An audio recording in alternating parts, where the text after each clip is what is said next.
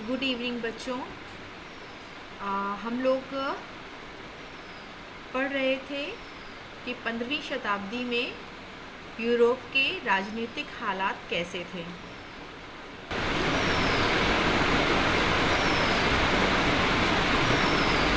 तो उसमें हम लोग ये देख रहे थे कि सामंतवाद जो है 14वीं शताब्दी में काफ़ी हावी था।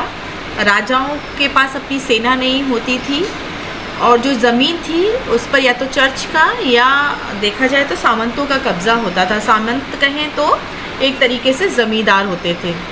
जब सामंत कमज़ोर हुए हम इन साइट्स में ये पढ़ रहे हैं कि सामंतवाद कैसे कमज़ोर हुआ। तो उसके कुछ कारण हम आपको पिछली स्लाइड्स में बता चुके हैं, पार्ट 1 में बता चुके हैं। पार्ट 2 में हम लोग देखते हैं कि इंग्लैंड में ये जो आप यहाँ इंग्लैंड देख रहे हैं, यहाँ पर ट्यूडर राजवंश की स्थापना हुई थी। इसको आगे हम और भी एक्सप्लेन करेंगे।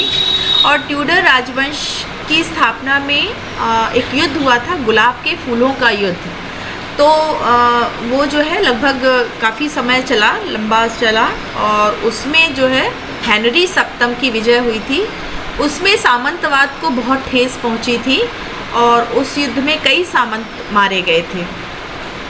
तो इन स्लाइड्स में हम ये देख रहे हैं कि किस तरीके से जो राजतंत्र है अब धर्म के स्थान पर राजाओं का शासन ज़्यादा आगे बढ़ रहा है, यानी राजतंत्र ज़्यादा यूरोप में बढ़ रहा है। इंग्लैंड में जो गुलाब के फूलों का युद्ध हुआ उससे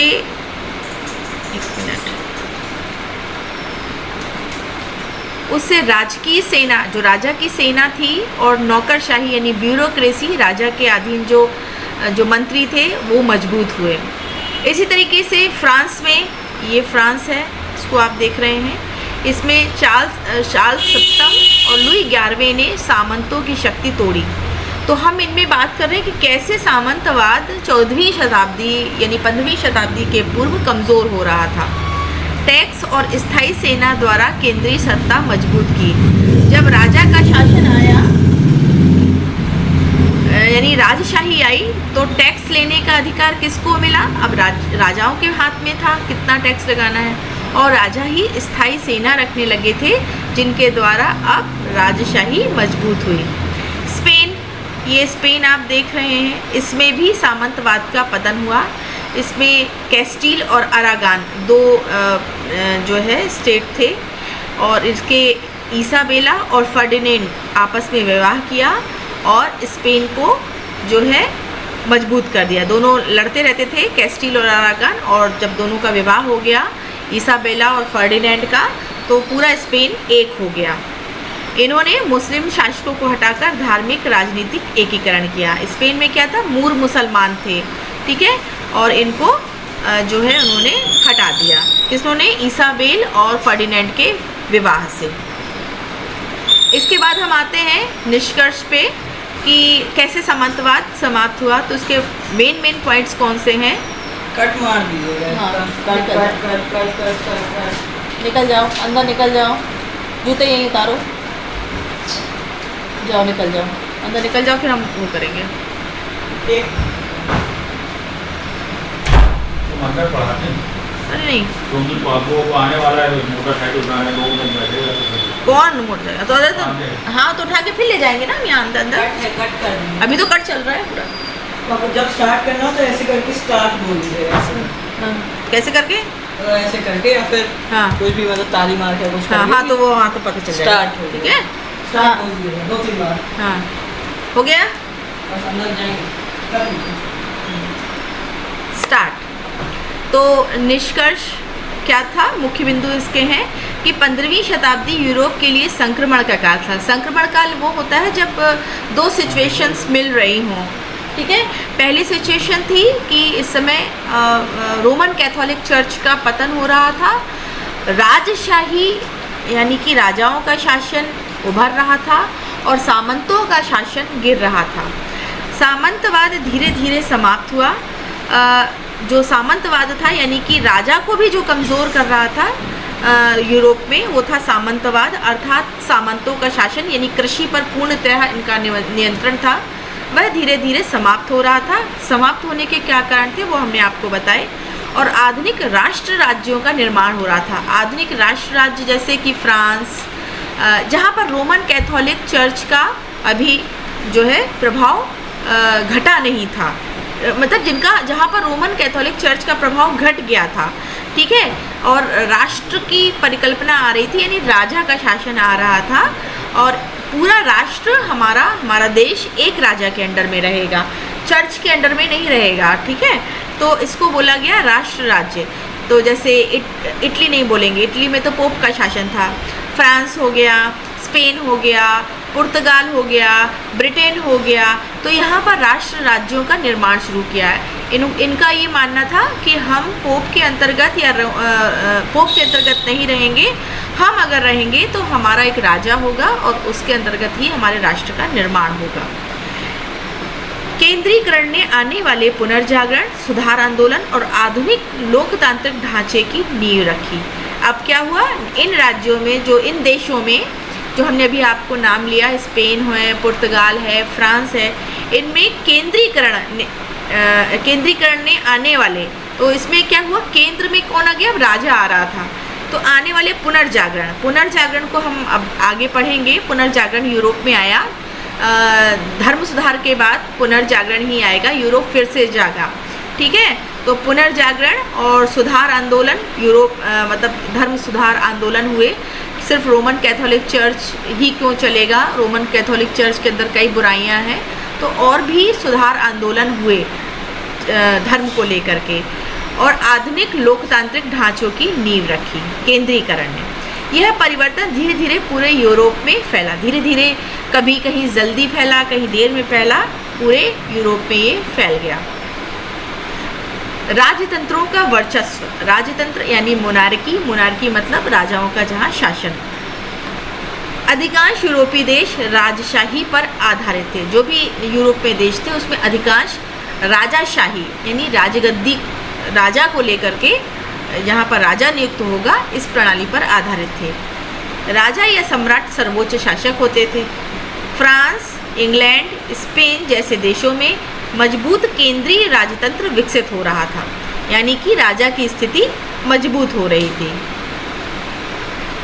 15वीं शताब्दी की शुरुआत में यूरोप की राजनीतिक स्थिति। अब हम देखेंगे कि 15वीं शताब्दी की शुरुआत में, आपका यही टॉपिक भी है, अर्ली 15th सेंचुरी, तो यूरोप की स्थिति क्या थी। मुझे लगता है ये स्लाइड मुझे पहले लगानी चाहिए थी। यूरोप अभी भी मध्यकालीन सामंतवाद से बाहर निकलने की प्रक्रिया में था। आपने देखा कि यूरोप में सामंतवाद था और धीरे धीरे सामंतवाद का पतन हो रहा था, क्योंकि राजशाही आगे बढ़ रही थी, और राजशाही आगे बढ़ने के कारण, राजाओं का शासन आगे बढ़ने के कारण सामंतवाद धीरे धीरे कम होता जा रहा था। चर्च और पोप का विशेष प्रभाव बना हुआ था। अभी भी चर्च, ठीक है, रोमन कैथोलिक चर्च और पोप का विशेष प्रभाव बना था, ये कभी इतना कम नहीं हुआ। अधिकांश क्षेत्रीय सामंतों और राजाओं में विभाजित थे। जो भी क्षेत्र थे या तो वो राजाओं में विभाजित थे या सामंतों में विभाजित थे। कुछ राज्यों में धीरे धीरे राजाओं की शक्ति बढ़ने लगी थी।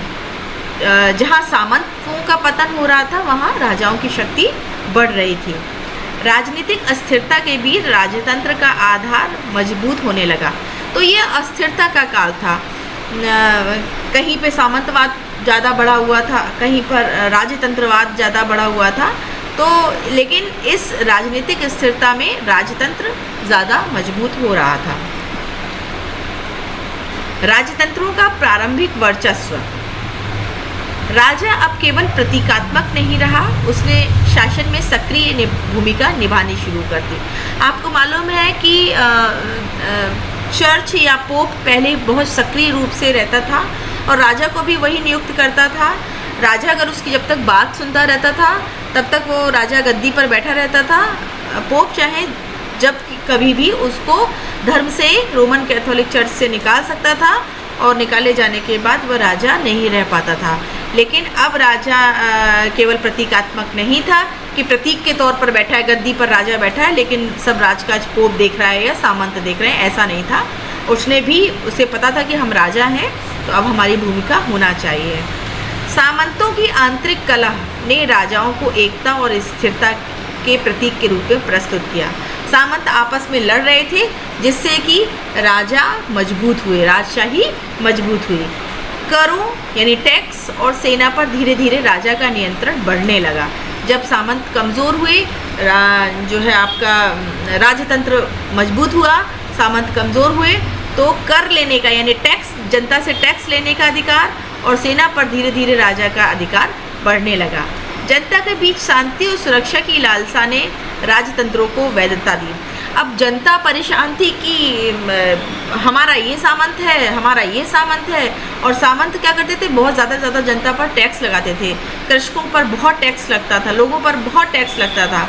तो अब उन्हें लगने लगा कि हमारा एक राजा हो, और ऐसा मजबूत राजा हो जो कि सामंतों को भी चुनौती दे सके, सामंतों को हरा सके, क्योंकि उस समय की जो स्थिति थी यूरोप की, वो सामंतों से बहुत परेशान हो गए थे लोग। तो सामंतशाही का पतन करना चाहती थी जनता। तो राजतंत्र और सामंतशाही का पतन कैसे होगा, जब हम राजतंत्र को, यानी कोई एक हमारा राजा हो, उसको हम आगे बढ़ाएंगे, तभी जो है सामंतवाद का पतन होगा। प्रमुख राजतंत्रीय शक्तियाँ यानी कहाँ कौन कौन से देश थे जहाँ पर अर्ली 15th सेंचुरी में राजतंत्र का विकास हो रहा था। ठीक है, England, house of Lancaster Banas house of York के बीच संघर्ष।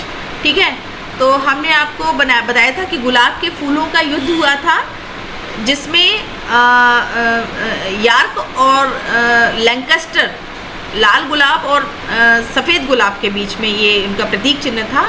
इसमें ये संघर्ष हुआ था।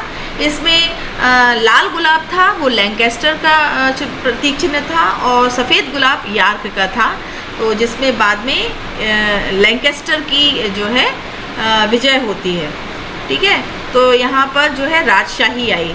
फ्रांस में भी 100 साल तक युद्ध चला, फ्रांस और ब्रिटेन के बीच में, और केंद्रीय सत्ता यानी कि जो समय की केंद्र में सत्ता रही होगी वो कमज़ोर हुई, लेकिन धीरे धीरे शाही सत्ता फिर उभर रही थी। स्पेन, हमने बताया था कि स्पेन में कैस्टील और अरागाइन, ठीक है, नवारे, ग्रेनेडा जैसे अलग अलग राज्य थे। स्पेन था, हम आपको पिक्चर्स में दिखा चुके हैं कहाँ स्पेन है। वहाँ पर अरागेन, कैस्टाइल, नरवारे, ग्रेनेडा जैसे राज्य थे कई अलग अलग। और कैस्टील और अरागान के फर्डिनेंड और ईसाबेल ने आपस में विवाह कर लिया, और वहाँ पर जो मूर मुस्लिम थे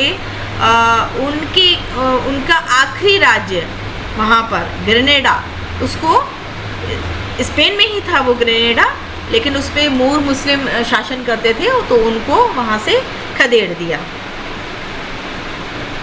राजतंत्रों के उदय को प्रोत्साहन देने वाले कारण, ऐसे वो कौन से कारण थे जिनके कारण राजतंत्रों का उदय हुआ? पहला, शहरीकरण और व्यापार के बढ़ने से राजाओं को नया आर्थिक आधार मिला। देखिए, जो सामंतवाद था वो ज़मीन गांव तक सीमित था, ठीक है ना। वो अर्थव्यवस्था जो गांव से जुड़ी हुई थी, जो कृषि से जुड़ी हुई थी, उसमें सामंतवाद हावी था। लेकिन जब जो है शहरीकरण और व्यापार, शहरीकरण मतलब नए नए शहर बसने लगे, और शहर बसेंगे तो फिर क्या होगा, लोगों को शहर में नौकरी मिलेगी, वो कृषि से दूर होंगे, कुछ लोग ही कृषि तक सीमित रहेंगे, व्यापार करेंगे, वाणिज्य करेंगे, ठीक है। तो ऐसा करने से क्या कहते हैं, सिर्फ कृषि पर डिपेंड नहीं रहे। तो जब कृषि पर अकेले डिपेंड नहीं रहे तो राजाओं को नया एक आर्थिक आधार मिला। अभी सिर्फ कृषि पर डिपेंड थे, ठीक है ना। तो कृषि पर डिपेंड होने के कारण क्या था, सामंतवाद मजबूत था। पॉइंट नंबर अगला, धार्मिक संघर्ष ने राजाओं को वैकल्पिक शक्ति बना दिया। चर्च, धार्मिक संघर्ष हो रहे थे, क्रूसेड हो रहे थे, तो चर्च के लोग थोड़ी ना लड़ने जा सकते थे कि पोप लड़ने चला जाता। तो इसमें किसकी ज़रूरत थी, योद्धा वर्ग की ज़रूरत थी, राजाओं की ज़रूरत थी जो सेना का नेतृत्व करेंगे। तो इन चीज़ों ने क्या किया, राजाओं का उभार किया, ठीक है, राजाओं को वैकल्पिक शक्ति बना दिया। पोप लड़ने नहीं जाएगा, ना तो बिशप जाएगा, ना आर्क बिशप जाएगा, ना पादरी वर्ग जाएगा, तो जाएगा कौन, एक योद्धा वर्ग जाएगा, और राजा एक योद्धा होता था। तो इसलिए अब राजा की शक्ति को एक माना गया कि हाँ, राजाओं के पास भी शक्ति है, सिर्फ धर्म से ही काम नहीं चल सकता। जनता और सामंती युद्धों और अस्थिरता से मुक्ति की आशा थी जनता को। जनता परेशान हो गई थी, रोमन कैथोलिक चर्च और सामंतों के बीच में जो युद्ध हो रहे थे, इससे बहुत अस्थिरता रहती थी, बहुत ज़्यादा टैक्स लेते थे सामंत और बहुत प्रकार के अत्याचार करते थे।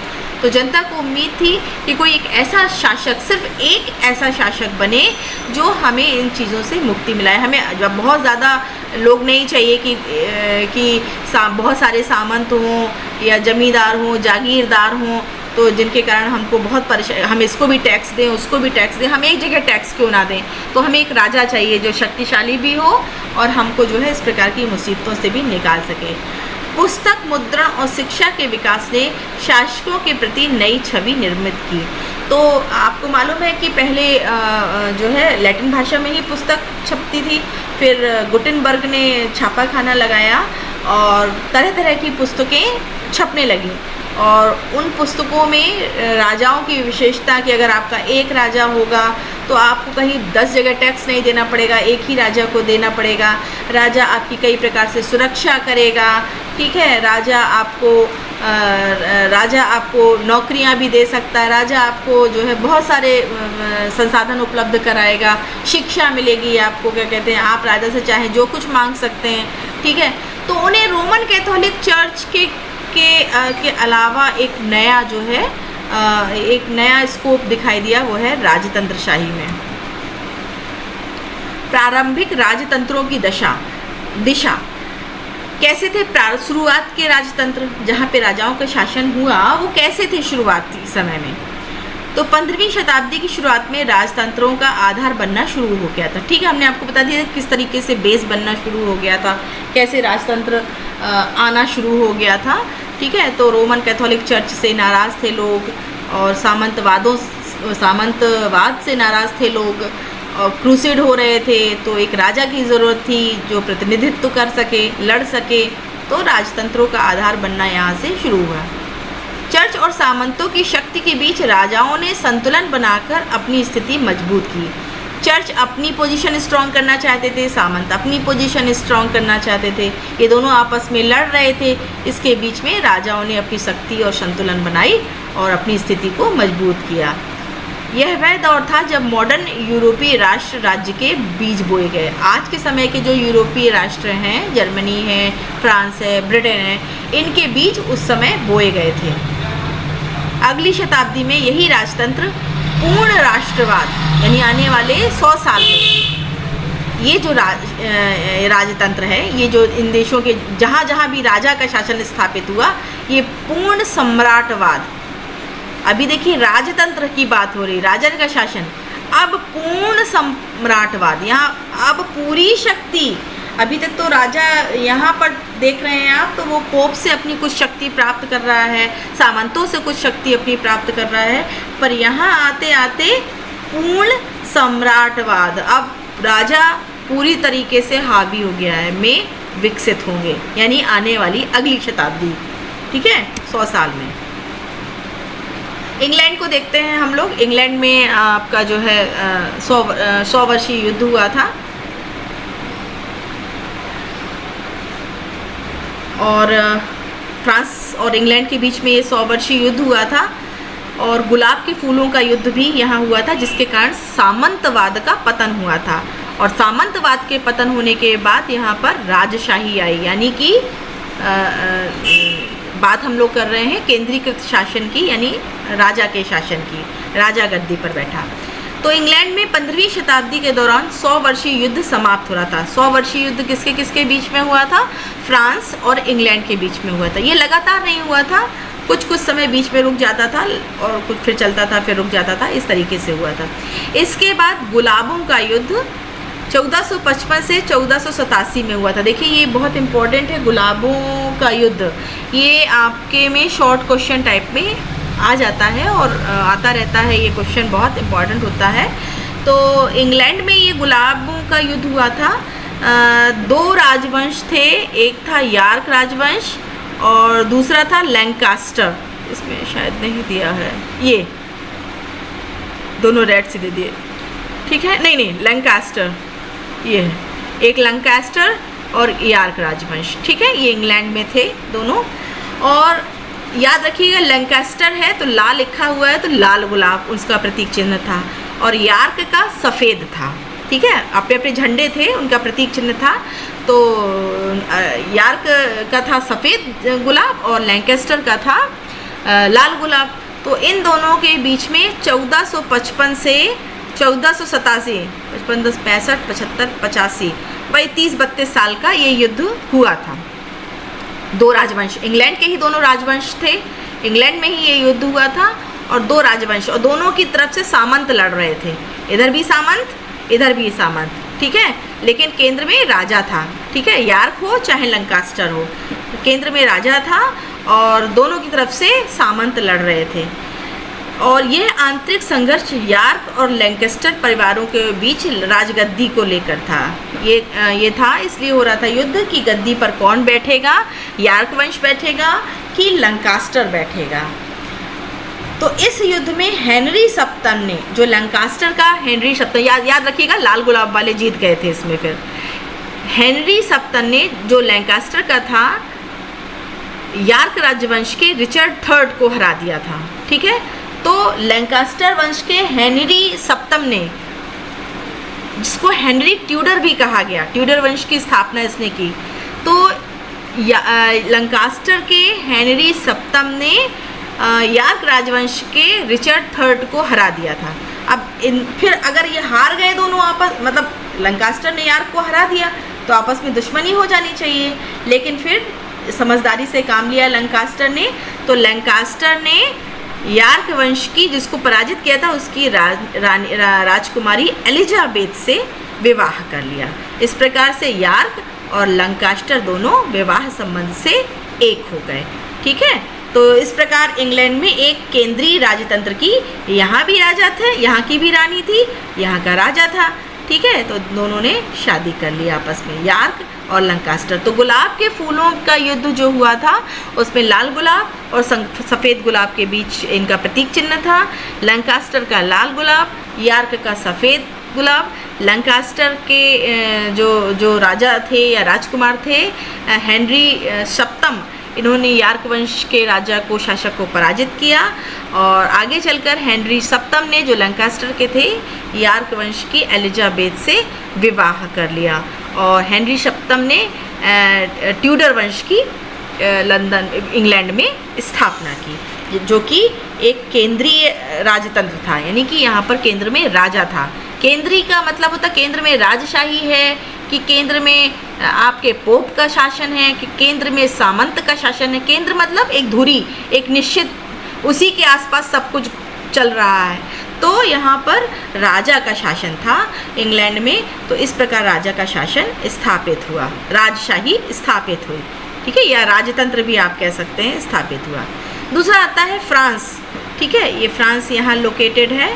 ये देखिए यहाँ आपका स्पेन आ जाता, ये पुर्तगाल आ जाता है, ये आपका स्पेन आ जाता है, ठीक, इसके बगल में आपका फ्रांस आता है, और ये आपका ब्रिटेन वगैरह आ जाता है, जिसका भी हमने पिछले इसमें हमने पढ़ा था इंग्लैंड, ठीक है। तो ये वो आपका इंग्लैंड आ जाता है। फ्रांस भी इस समय एक शक्तिशाली राज्य बनने की दिशा में बढ़ रहा था, ठीक है, यहाँ पे भी राजशाही स्थापित होने वाली थी। 100 वर्षीय युद्ध जो कि ब्रिटेन और फ्रांस के बीच चले, के अंत में फ्रांसीसी राजा चार्ल्स सप्तम और बाद में लुई एकादश, यानी एकादश का मतलब 11वां, ने सामंती शक्तियों को कमज़ोर कर राजशाही को मजबूत किया। अच्छा, यहाँ पर भी जो युद्ध हुआ ना, इसमें सामंत बहुत मारे गए थे, इसीलिए सामंतों का पतन हुआ। इन दोनों यार्क और लंकास्टर में भी सामंत बहुत ज़्यादा मारे गए। और जो ये फ्रांस का युद्ध देख रहे हैं आप, चाहे 100 वर्षीय युद्ध हो हाँ 100 वर्षीय युद्ध जो हुआ, इसमें भी क्या कहते हैं लुई एकादश ने सामंती शक्तियों को कमज़ोर कर राजशाही को मजबूत तो जो भी युद्ध हुए इसमें जो है सामंतों की शक्ति कमज़ोर हुई। जो ये 100 साल तक युद्ध चले तो इसमें सामंत ही मरे ज़्यादातर, तो इस कारण से सामंतशाही युद्ध ज़्यादा होने के कारण समाप्त हुई। और जब सामंत कमज़ोर हुए तो राजशाही मजबूत हुई, यानी राजा का शासन मजबूत हुआ। कर प्रणाली, स्थायी सेना और नौकरशाही का विकास इसी युग में हुआ। स्पेन, पहले ये देखा था ना, यहाँ ये आपका ये स्पेन पड़ता है, ठीक है, ये स्पेन पड़ता है। स्पेन 15वीं शताब्दी के उत्तरार्ध में दो प्रमुख राज्यों कैस्टिल और अरागान के एकीकरण से एक शक्तिशाली राजतंत्र के रूप में उभरा। देखिए ये कैस्टिल है और ये अरागान है, ये दोनों स्पेन में हैं, ठीक है। और अरागान का शासक था फर्डिनेंड और कैस्टिल की राजकुमारी थी इसाबेला। इनका आपस में वैवाहिक संबंध हो जाता है, जिसके कारण से जो पहले लड़ाइयाँ होती थी, कभी ये इन पर अटैक कर रहे हैं, कभी ये इन पर अटैक कर रहे हैं, अब ये दोनों एक हो जाते हैं, एकीकरण हो गया, ठीक है। अब पूरा स्पेन एक हो गया, अब ना कुछ कैस्टिल का रह गया ना कुछ अरागान का हो गया, ये सब पूरा आपस में विलय हो गया, क्योंकि दोनों का आपस में विवाह हो गया। किसका फर्डिनेंड और इसाबेला का। जब विवाह हो गया और दोनों एक हो गए तो पूरा स्पेन एक हो गया, स्पेन का एकीकरण हो गया और वहाँ पर राजशाही, चूँकि दोनों राजवंश के थे, अरागान और कैस्टाइल, वहाँ राजशाही थी, तो इस कारण से वहाँ पर अब केंद्र में जो है सत्ता किसकी हुई, राजाओं की हो गई, राजशाही और मजबूत केंद्रीकृत शासन प्रणाली, यानी केंद्र में सिर्फ एक व्यक्ति रहेगा, इसका मतलब होता है केंद्रीकृत शासन प्रणाली, इसकी स्थापना हुई। इन्होंने रिकॉन्क्विस्टा पूरी कर, अब रिकॉन्क्विस्टा क्या होती है, यहाँ पर मुस्लिमों के विरुद्ध एक संघर्ष चल रहा था, ठीक है। यहाँ के मूर मुस्लिम थे, यहाँ रहते थे, तो जब इन दोनों ने विवाह किया आपस में, तो उन मूर मुस्लिमों के आखिरी, मुझे याद, एक मिनट में पीछे स्लाइड में जाती हूँ,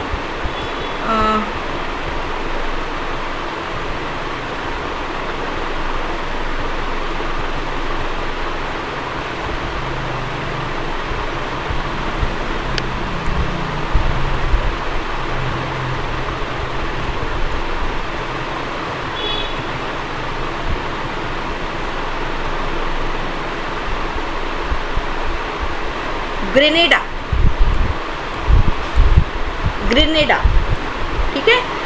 तो एक एरिया था ग्रेनेडा, उस पर मूर मुस्लिमों का हिस्सा था। तो रिकॉन्क्विस्टा क्या कहलाता है, जो 100 साल से लगभग ईसाइयों और मुस्लिमों के बीच में यहाँ पर युद्ध चल रहा था और मुस्लिमों को यहाँ से हटाया जा रहा था। तो जो आखिरी राज था ग्रेनेडा, वहाँ से भी मूर मुस्लिमों को ये लोग हटा देते हैं और रिकॉन्क्विस्टा पूरी कर लेते हैं, यानी कि मुस्लिम शासन को यहाँ से समाप्त कर दिया गया और एक धर्म आधारित, कौन सा धर्म, अभी भी यहाँ रोमन कैथोलिक ही चल रहा था, रोमन कैथोलिक आधारित केंद्रीकृत राज्य की स्थापना करते हैं। अब ये दोनों राजवंश एक हो जाते हैं, कैस्टिल और अरागान। निरंकुश राजतंत्र का विकास, धीरे धीरे राजतंत्र निरंकुश होता गया।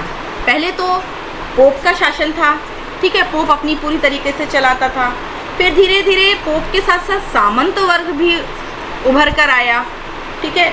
और फिर जब पोप धीरे धीरे लोगों को गलत लगने लगा, अकेला रोमन कैथोलिक चर्च लोगों को गलत लगने लगा, सामंती व्यवस्था लोगों को धीरे धीरे गलत लगने लगी, तो फिर लोगों को लगा कि कोई और व्यवस्था होनी चाहिए जो हमें संकटों से मुक्ति दिलाए। तो राजशाही या केंद्र में कोई एक सत्ता होनी चाहिए जिससे हमें जो है इन शक्तियों से जो हमें बचा सके। तो राजतंत्रशाही आई, राजा का शासन आया। धीरे धीरे पहले राजा कमज़ोर था, इतना मजबूत नहीं था, उसके पास सेना नहीं होती थी, उसके पास लड़ने के लिए ज़्यादा सैनिक नहीं होते थे, उसको टैक्स लेने का अधिकार नहीं था। पर धीरे धीरे उसने अपनी स्थिति इन युद्धों से मजबूत करने करी और यूरोप के बहुत सारे देशों में अब निरंकुश का मतलब उस राजतंत्र पर जहाँ राजा है शासन कर रहा है उस पर कोई अंकुश नहीं है, कोई उसको अब हटा नहीं सकता, कोई उस पर कोई प्रतिबंध नहीं लगा सकता, निरंकुश हो गया है वो, है ना, कोई अंकुश नहीं है उस पर। तो निरंकुश राजतंत्र का विकास भी धीरे धीरे होने लगा। कई यूरोपीय देशों में निरंकुश राजतंत्र की नींव रखी जा रही थी, अभी सिर्फ स्टार्टिंग हो रही थी। नींव रखना मतलब स्टार्टिंग होना, जहाँ राजा की इच्छा को ही कानून माना जाता था। पहले किसकी इच्छा को कानून माना जाता था? पोप की इच्छा को, चर्च की इच्छा को कानून माना जाता था। लेकिन अब धीरे धीरे राजतंत्र का विकास हो रहा था, यानी राजा का शासन आ रहा था, तो अब राजा की इच्छा को कानून माना जाता था। शाही न्याय प्रणाली सामंती न्याय प्रणाली का स्थान ले रही थी। तो पहले जो सामंत पहले न्याय कौन करते थे? रोमन कैथोलिक चर्च के पास पूरा अधिकार था। फिर धीरे धीरे सामंत न्याय करने लगे, उसकी जगह पर अब राजा का शासन यानी शाही न्याय प्रणाली स्थान लेने लगी थी। निरंकुश राजतंत्र क्या है? क्या होता है निरंकुश राजतंत्र? वैसे तो हमने आपको बता दिया, जिस राजतंत्र पर कोई अंकुश ना हो, जिस राजा के शासन में किसी प्रकार का को रोका ना जा सके, उस मतलब निरंकुश हो, उस पर कोई अंकुश ना लगाया जा सके, ठीक है, उसकी कोई रोकथाम ना की जा सके, उसको निरंकुश राजतंत्र कहते हैं। निरंकुश राजतंत्र वह शासन प्रणाली है जिसमें राजा के पास पूर्ण और असीमित शक्ति होती है। समझ में आ गया? पूर्ण शक्ति है, राजा चाहे तो जो भी डिसीजन ले सकता है, और असीमित शक्ति होती है, कोई उसकी शक्ति को जो है चैलेंज नहीं कर सकता है। राजा किसी संसद, सामंत या चर्च के प्रति जवाबदेह नहीं होता। तो निरंकुश राजतंत्र में ना तो राजा, कोई चर्च ने अगर क्वेश्चन आंसर किया तो ना ही, ज़रूरी नहीं है, वैसे देना चाहे तो जवाब दे सकता है, लेकिन ये कतई ज़रूरी नहीं कि चर्च को वो जवाब दे, या कुछ चर्च ने कुछ पूछा है तो उसका उत्तर दे। ना तो वो सामंत को कोई जवाब देने के लिए वो है बाध्य है, ना ही संसद में जवाब देने के लिए वो बाध्य है। राजा को अक्सर ईश्वर का प्रतिनिधि माना जाता था, डिवाइन राइट्स ऑफ किंग, यानी कि राजा जो पृथ्वी पर शासन कर रहा है वह ईश्वर का प्रतिनिधि है। ये निरंकुश राजतंत्र में था, ठीक है, 15वीं शताब्दी में। 15वीं शताब्दी की शुरुआत में इसका बीज बोया, अभी ये सिर्फ सीडलिंग हो रही है, बीज बोया जा रहा है, ठीक है, शुरुआत में। इसके बाद वो बीज बड़ा पौधा बनेगा, फिर क्रांतियाँ होंगी। प्रारंभिक 15वीं शताब्दी में यूरोप की राजनीतिक पृष्ठभूमि कैसी थी? यूरोप की राजनीतिक स्थिति प्रारंभिक 15वीं शताब्दी में सामंतवाद का पतन हो रहा था 15वीं शताब्दी में, जिससे स्थानीय शक्तियां कमज़ोर पड़ रही थी। सामंतवाद आपको पता ही है, ज़मींदारी व्यवस्था, जागीरदारी व्यवस्था, ठीक है, ज़मीन पर खेती कराना, लोगों से जबरन खेती कराना, उनको सुरक्षा की गारंटी देना, ये सामंतवाद में सब कुछ था। टैक्स वसूलना।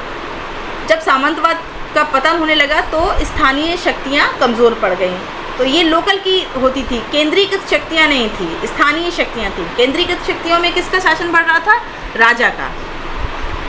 चर्च में विभाजन, चर्च अब विभाजित हो रहा था, पोप की सत्ता कमज़ोर हो रही थी 15वीं शताब्दी में।